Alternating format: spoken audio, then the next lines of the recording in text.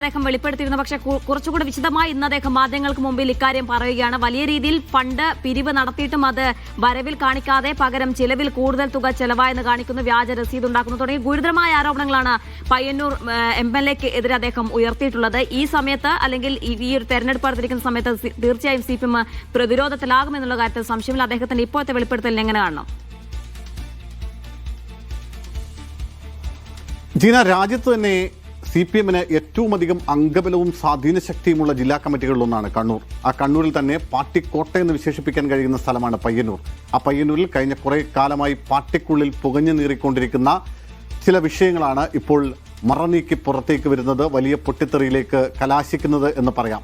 അതായത് ഇത് കഴിഞ്ഞ കുറേ കാലമായി, അതായത് 2022 മുതൽ തന്നെ പയ്യന്നൂർ CPMൽ അല്ലെങ്കിൽ കണ്ണൂർ CPMൽ ഇങ്ങനെ പുകഞ്ഞു നീറി പല ഘട്ടങ്ങളിലും പൊട്ടിത്തെറിയുടെ വക്കിലോളം എത്തിയ സംഭവ വികാസങ്ങളാണ്. അതിൻ്റെ വിശദാംശങ്ങളാണ് ഇപ്പോൾ ഒരു തുറന്നു പറച്ചിൽ നിലയ്ക്ക് വി കുഞ്ഞികൃഷ്ണേട്ടൻ ഇപ്പോൾ പുറത്തേക്ക് പറഞ്ഞുകൊണ്ടിരിക്കുന്നത്.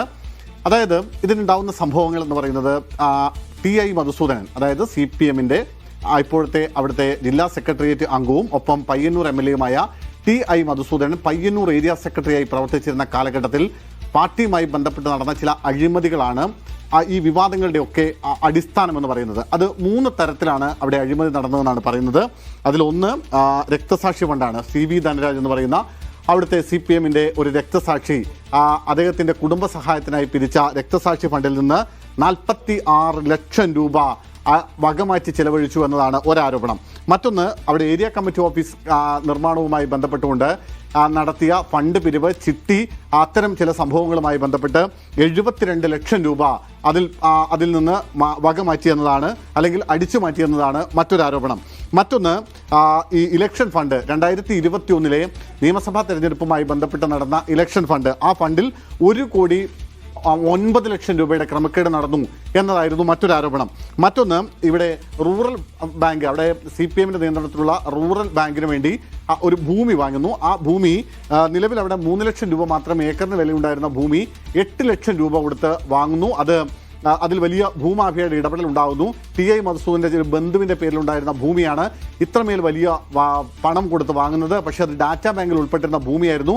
ആ ഭൂമി ഉപയോഗശൂന്യമായി അവിടെ കിടക്കുന്നു. അതിൽ വലിയ ലക്ഷക്കണക്കിന് രൂപയുടെ ഇടപെടലുകൾ ഉണ്ടായി എന്നതാണ് മറ്റൊരു ആരോപണം.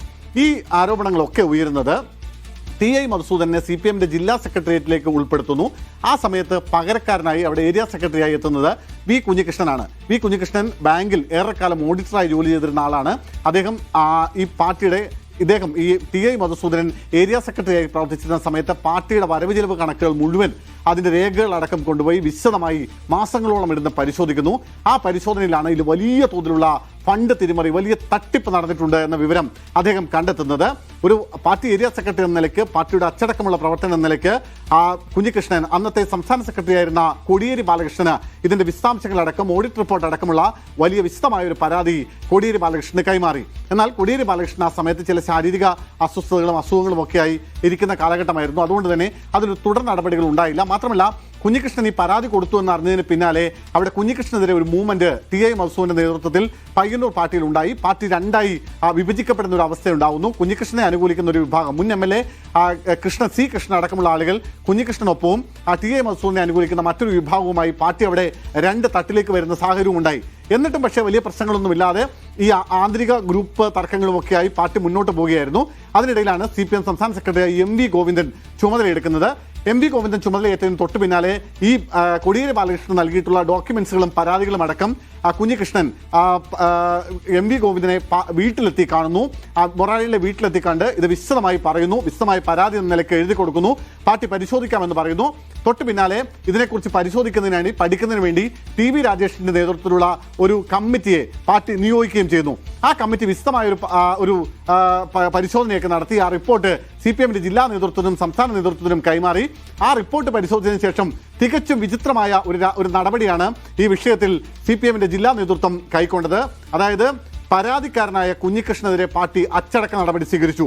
കുഞ്ഞികൃഷ്ണനെ CPMൻ്റെ പയ്യന്നൂർ ഏരിയ സെക്രട്ടറി സ്ഥാനത്ത് നിന്ന് നീക്കി. മാത്രമല്ല, ഈ പരാതിക്ക് ആരോപണ വിധേയനായിട്ടുള്ള TI മധുസൂദനെ ജില്ലാ സെക്രട്ടേറിയറ്റിൽ നിന്ന് ജില്ലാ കമ്മിറ്റിയിലേക്ക് തരം താഴ്ത്തി. ഒപ്പം അന്നുണ്ടായിരുന്ന 2 ഏരിയ കമ്മിറ്റി അംഗങ്ങൾക്കെതിരെയും പാർട്ടി നടപടിയെടുക്കുന്ന സാഹചര്യമുണ്ടായി. അവരെ ലോക്കൽ കമ്മിറ്റിയിലേക്ക് തരം താഴ്ത്തുകയും ചെയ്തു. പക്ഷെ അതിനെതിരെ വലിയ വിമർശനം പയ്യന്നൂർ പാർട്ടിയിൽ ഉണ്ടായി. അതായത് പരാതിക്കാരനായ സത്യത്തിന്റെ ഭാഗത്ത് നിൽക്കുന്ന വി കുഞ്ഞികൃഷ്ണനെതിരെ പാർട്ടി നടപടിയെടുക്കുന്നത് ശരിയായില്ലെന്ന് പറഞ്ഞ് പാർട്ടി പ്രവർത്തകർ തെരുവിലിറങ്ങുന്ന സാഹചര്യം ഉണ്ടാകുന്നു.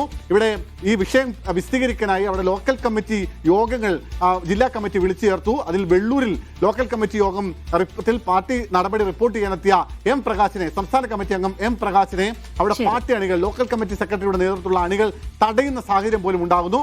എന്തായാലും അതോടുകൂടി വി കുഞ്ഞികൃഷ്ണൻ ഇനി പാർട്ടിയുമായി ഏതെങ്കിലും തരത്തിലുള്ള ബന്ധത്തിലില്ല, താൻ പൊതുപ്രവർത്തനം അവസാനിപ്പിക്കുകയാണെന്ന് പ്രഖ്യാപിക്കുന്നു. പക്ഷേ കുഞ്ഞികൃഷ്ണനെ അനുനയിപ്പിക്കാനുള്ള പല നടപടികളും പല ഭാഗത്തു നിന്നും ഉണ്ടായി. പക്ഷേ അന്നൊന്നും ശരി സുനിൽ, ഏതായാലും നേരത്തെ തന്നെ ഇത്തരത്തിലുള്ള ചില സൂചനകൾ നേരത്തെ നേതൃത്വത്തിന് നൽകിയിരുന്നു. പരാതി അടക്കം നൽകിയിട്ടും നടപടി ഉണ്ടായില്ല. തുടർന്നാണ് അദ്ദേഹത്തിനെതിരെ തന്നെ പാർട്ടിക്കകത്ത് നിന്ന് നടപടി ഉണ്ടാകുന്ന ഒരു സാഹചര്യം ഉണ്ടായി. അദ്ദേഹം ഇപ്പോൾ മാധ്യമങ്ങളോട് കൂടുതൽ വിശദമായ കാര്യങ്ങൾ MLAക്ക് എതിരെ അടക്കം ഉന്നയിക്കുന്ന ഒരു സാഹചര്യവും, വരും ദിവസം അദ്ദേഹത്തിന് പുസ്തകം ഇറങ്ങുമെന്നാണ് പറഞ്ഞത്. അതിൽ കൂടുതൽ വിവരങ്ങൾ ഉണ്ടെന്നാണ് അദ്ദേഹം പറഞ്ഞത്. സുനിൽ ഐസക്കും ബിജീഷ് ഗോവിന്ദനുമാണ് വിശദാംശങ്ങൾ നൽകിയത്.